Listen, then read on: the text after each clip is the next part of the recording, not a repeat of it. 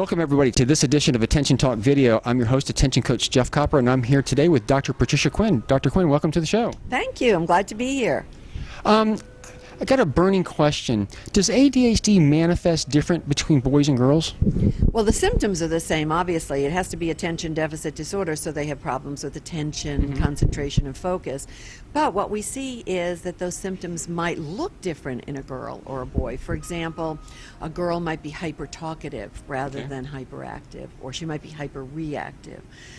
We also might see that the girl internalizes her symptoms, so that as a result she might have more anxiety or self-esteem issues, or be more depressed because she's seen these symptoms, they've gotten her in trouble, she hasn't been able to bring in a project that she needed because she forgot. So she really analyzes them. And for boys, we see that it's more their behaviors affecting others. It's more outward, externalized behaviors, so that we see more of the hyperactivity. We see more of the impulsivity in the boys.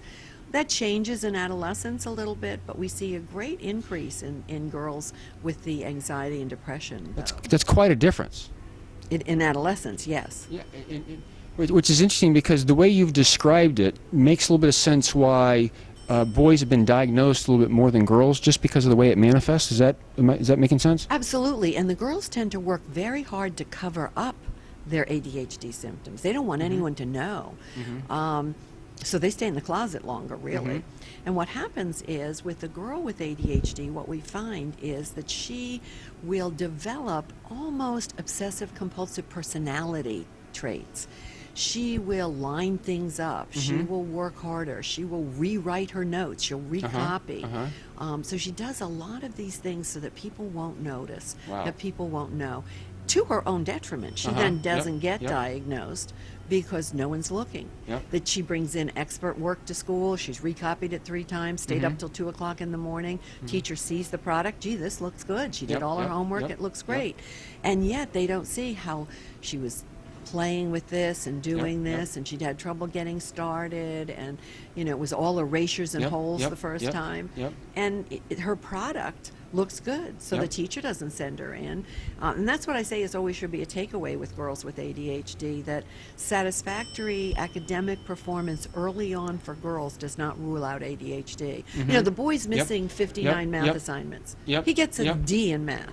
The girl gets an A because she stayed up with her mother, worked with her mother, worked with a neighbor, worked with another girlfriend, whatever, and she hands in her work.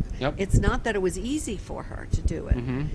As a result of how hard they had to work, they equate that with not being smart. So you talk to these girls with ADHD, or the women with ADHD, and you'll say to them, yeah, but I always knew I wasn't smart as everybody else. So very early on, what we see happening is all this work is translated into, it's easy for you and it's hard for me, therefore you're smarter than I am. Well, quite a difference. Dr. Quinn, thank you so much for coming on the show and answering that question, because it's been fascinating to me, and to me I learned a lot, and for you, our viewers out there, just know that watch the difference. It's there. So thank you very much.